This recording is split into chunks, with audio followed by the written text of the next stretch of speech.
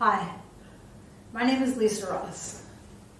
I'm actually not that comfortable with social media, but I seem to do this every month. It's really important to speak out about what's happening in the Uyghur homeland in the People's Republic of China. Today, I'm creating a testimonial for a young man that disappeared, was detained in July of 2019, this year. His name is Abdur Rahman Mehmet. Abdur Rahman Mehmet is 30 years old, and he's a tour guide in Toplama.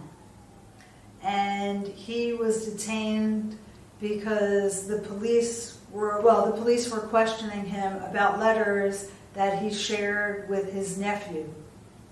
His nephew lives outside of the country. The letters are letters that his parents wrote to him to let him know, he and his siblings, how they are doing. His parents were in a concentration camp, vocational training center, according to the Chinese government. Concentration camp is defined by a place where an ethnic minority, a group of people, are put forcibly against their will. And that is what's happening in this region. So I'm speaking out to free the people that have been put into camps and in prisons. And today I'm speaking specifically about Abdur Rahman Mehmet. I never had the pleasure of meeting him. I have a picture of him. All of these are things that I've printed from the internet, so you too can do some research about him. There was an article written about him in The Guardian. That's up here. In the article, there was along with the article written in The Guardian, Jean Bunin, a scholar, researcher, wrote a supplement to the article in The Guardian to give more information. It included a copy of the letter that his brother wrote. The article in The Guardian had a copy of the letter that his mother wrote. It was written in Chinese. The letter that his father wrote, which was written in Uyghur, and it has the red stamp, so the government approved.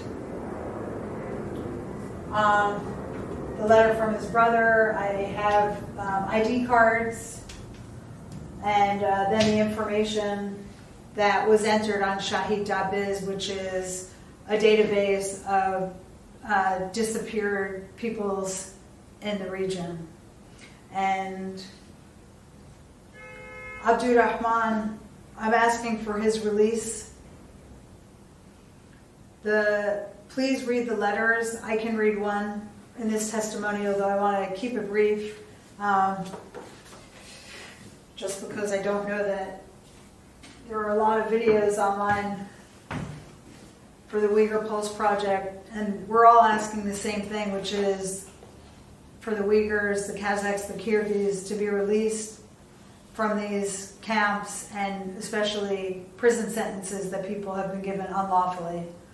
And when I say unlawfully, I will read this letter and I'll explain what I mean by that. The mother, Aish Mahan Yassin, Aish Mahan Yassin, who's writes, "Dear children, how are you? How is your health? Mine is good, as it was the last time we met. I'll tell you about this vocational school. The dormitories are in good condition. Hot water runs 24/7. There are bathrooms, heated floors, and air conditioning. We are provided with food, shelter, clothing, and other products of daily use. The learning materials are also free." So, it's hard to not comment in between things, but the learning materials are all free. They should be, because nobody's going to these places voluntarily, and so how could you really charge them to read the forced materials? Anyway, in March 2018, I left home to come to the vocational school.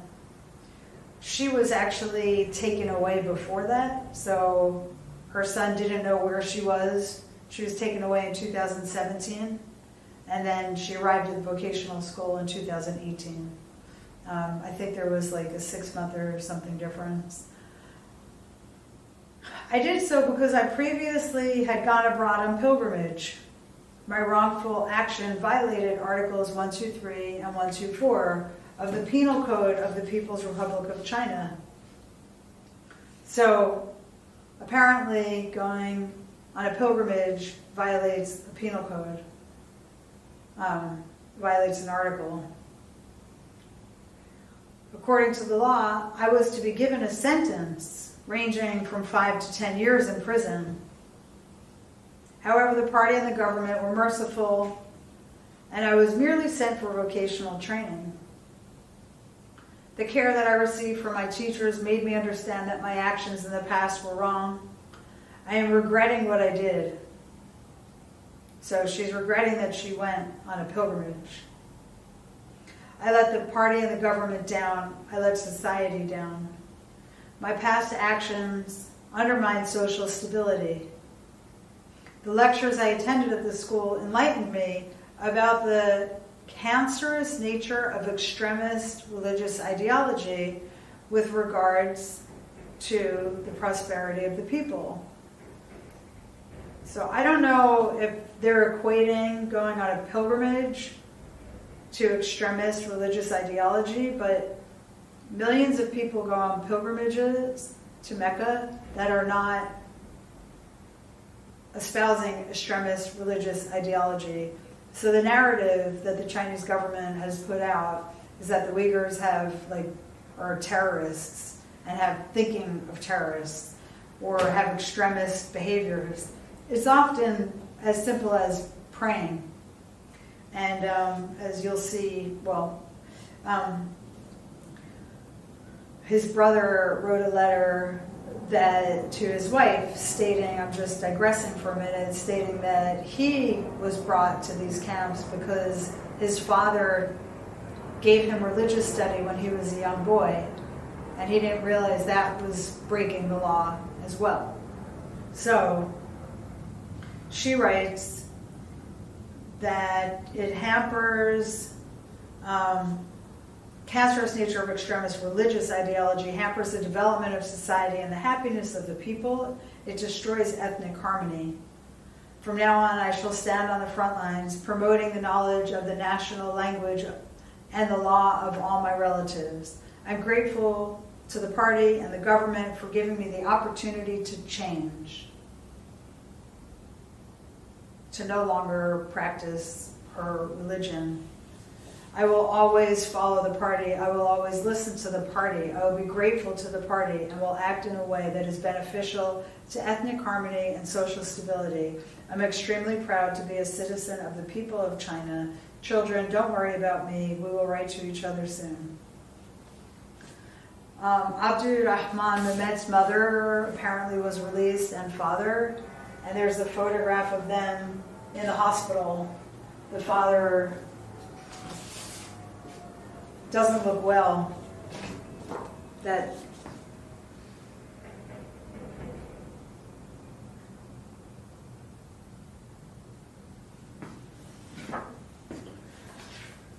So I'm just going to read the father's letter to give a little more insight to the language in these letters, and I should let you draw your own conclusions.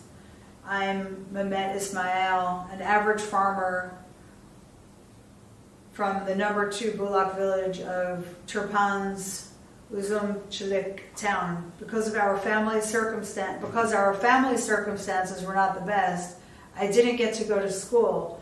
I've been getting educated at this school since coming here in May 2018. Since my coming here, both my national language level Chinese, and awareness of the law have improved. By coming here, I've learned a lot of new things as well as lots of habits useful for my daily life. In the past, because of my low awareness of the law, I had gone on a pilgrimage to Mecca. So again, they're espousing that it's against the law to go on a pilgrimage to Mecca. After coming to this school, the lectures, movies, and the instruction offered by teachers have allowed me to understand my mistakes. I'm now studying at this school under the care of the party government. I am grateful for the forgiveness the party has shown me. I want to end by using this chance to send my regards to my family. My children, grandchildren, and relatives, how are you? For me, everything's going great. I'm in great health, so don't worry about me. The children should do well in school. I wish you all good health. Take care until we meet. Again, his letter has a red stamp of approval. So why is it so terrible that Abdurrahman Mehmet shared these letters?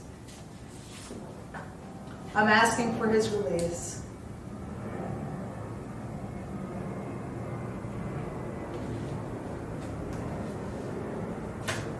Thank you.